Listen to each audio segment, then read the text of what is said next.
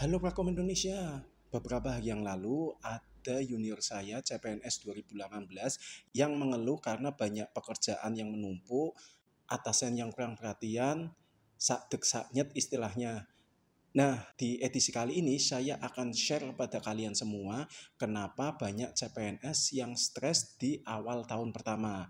Simak video selengkapnya.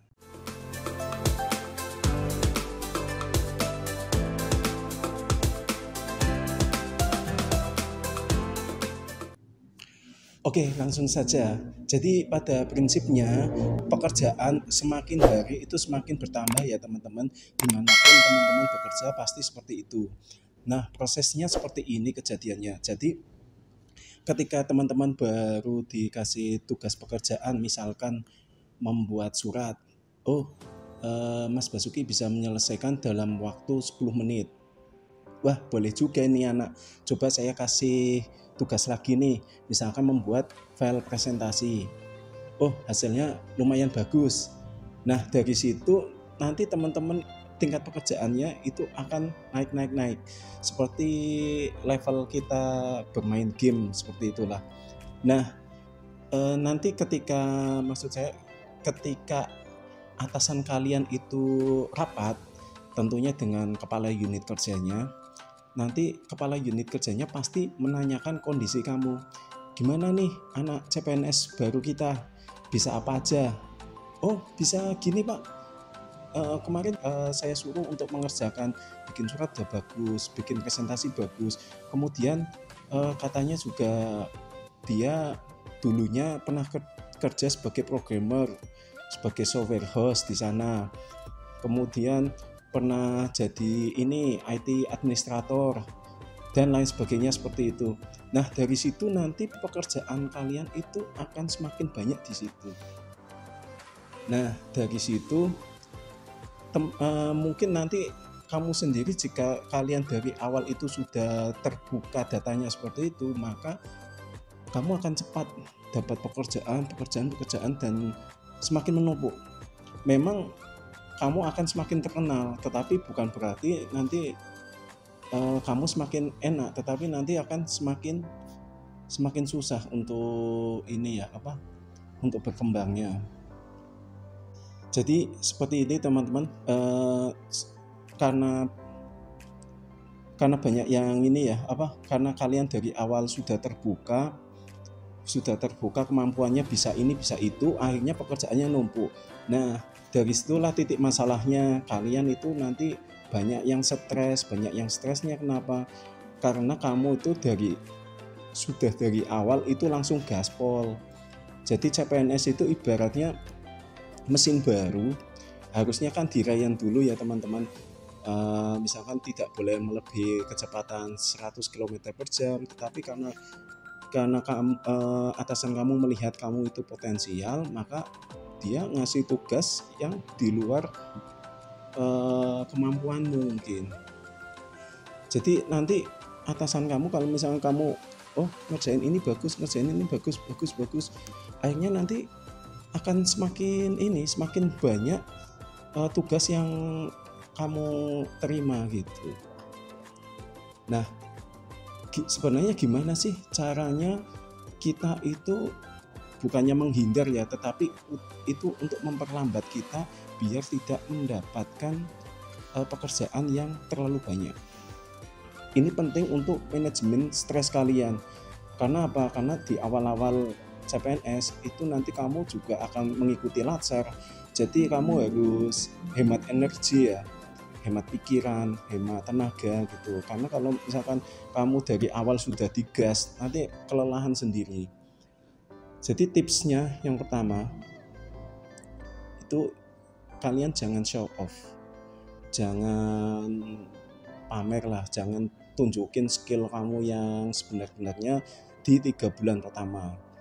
Jadi jangan sampai yang dialami oleh teman saya di video yang kemarin ya, dia punya inovasi ternyata malah mati sendiri seperti itu. Misalkan kalian bisa bikin program absensi online pakai Android, itu memang inovasi, tetapi bukan berarti kamu dari inovasi tersebut akan disenangi teman-teman kantormu. Karena bagaimanapun juga dengan adanya inovasi tersebut ada pihak yang dirugikan. Pihak yang dirugikan apa? Ya itu senior-senior kamu yang eh, mohon maaf kerjanya itu sudah malas-malasan, bisanya membuli gitu.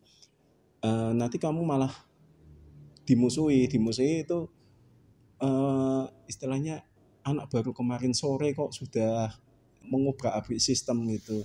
Nah, sebaiknya kamu tahan dulu untuk ini ya, untuk show off dulu.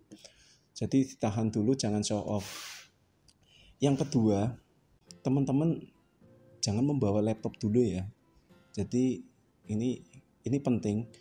Jadi kalau kalian bawa laptop itu artinya kalian terlihat smart, berarti bisa bekerja anytime, anywhere, seperti itu. Jadi kalau misalkan teman-teman nih bawa laptop, oh berarti ini Mas Basuki bisa kerja, bisa di rumah, bisa di kantor, kapan aja bisa gitu. Jadi nanti bisa-bisa kamu nanti dikasih PR yang banyak gitu, pekerjaan. Oh nanti tolong ya diselesaikan deh. Ini nanti deadline-nya buat besok, nanti malam diselesaikan ya. Nanti rugi sendiri. Beda kalau kalian itu nggak bawa laptop, itu aman-aman aja.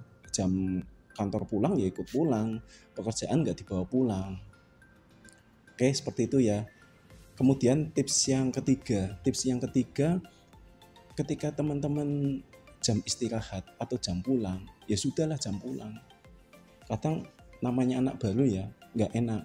Oh temannya masih bekerja, belum pulang, ikut nggak pulang. Jangan. Kalau misalkan waktu pulang ya pulang gitu.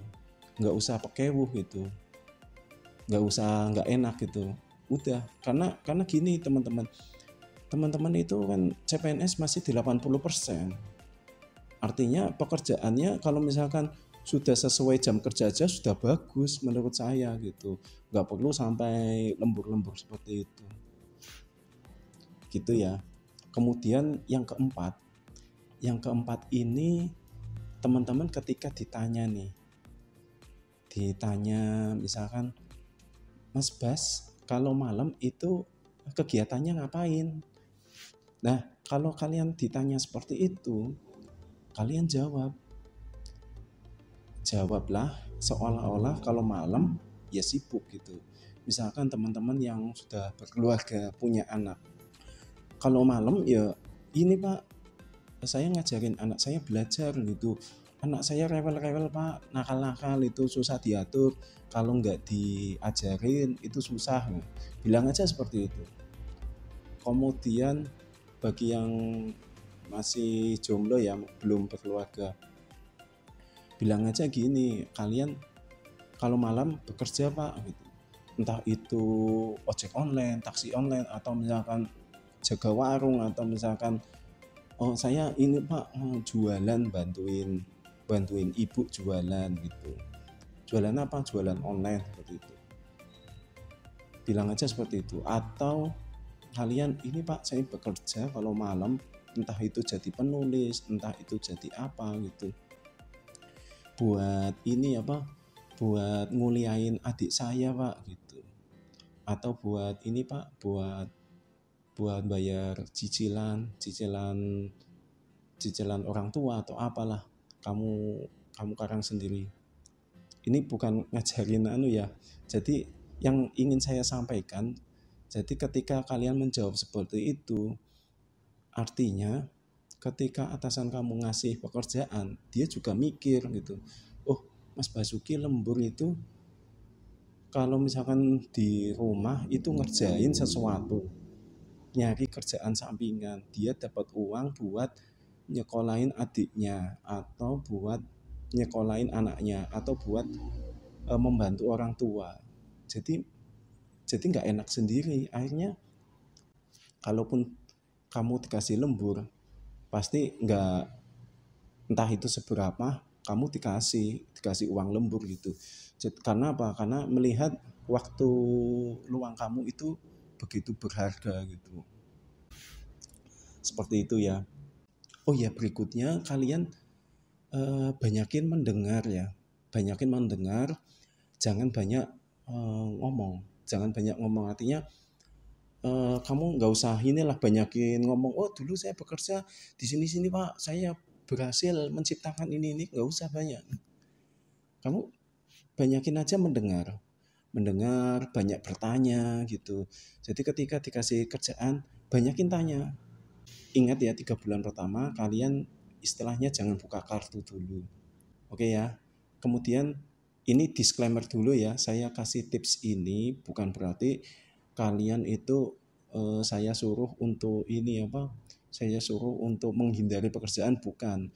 Tetapi pesan saya, bekerjalah sewajarnya. Biar apa? Biar nggak stres. Kalau kalian sudah dari awal sudah dipanteng terus pekerjaan, nanti takutnya stres. Oke. Kemudian jangan lupa banyakin ikut grup yang seangkatan kamu. Karena apa? Kalian itu bisa curhat. Kalian nggak mungkin dong curhat di kantor. Nanti bisa senjata makan tuan gitu. Nanti kamu diomongin dari sini, diomongin ke bidang lain atau ke teman yang lain, itu kan nggak enak. Mending kalau kamu mau curhat ya cari teman yang di luar unit kerja kamu yang satu angkatan. Kalau ada masalah juga bisa sharing. Termasuk juga kalian mengikuti YouTube ini, kalian mengikuti grup di WA itu juga membantu kamu untuk ini mengurangi stres seperti itu ya. Saya sendiri itu juga nggak ingin teman-teman itu bekerja terlalu diforsir. Karena apa? Kalian kalau dari awal itu bekerja terlalu diforsir, nanti itu orang gampang bosan.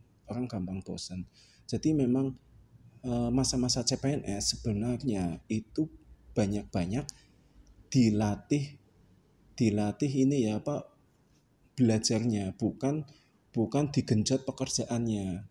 Jadi beda nih pengertiannya.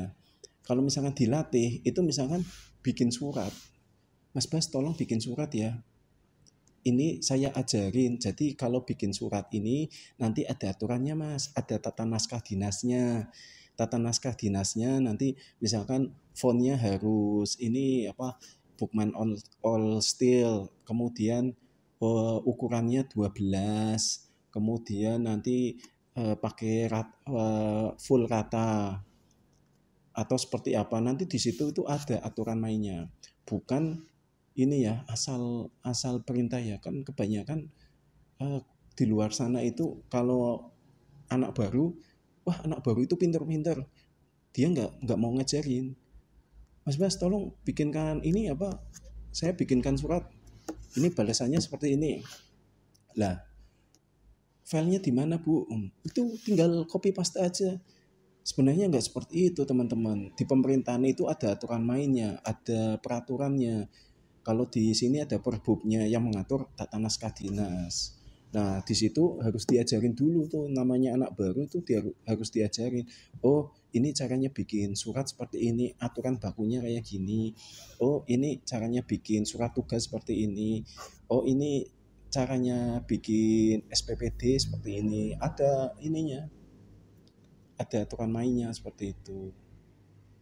Oke ya, semoga teman-teman nanti ketika masuk kerja nanti jangan stres ya. Jadi dengan adanya kalian mengikuti ini, semoga bisa mengurangi kegundahan kalian lah. Karena jangan sampai dialami oleh teman saya, junior saya itu.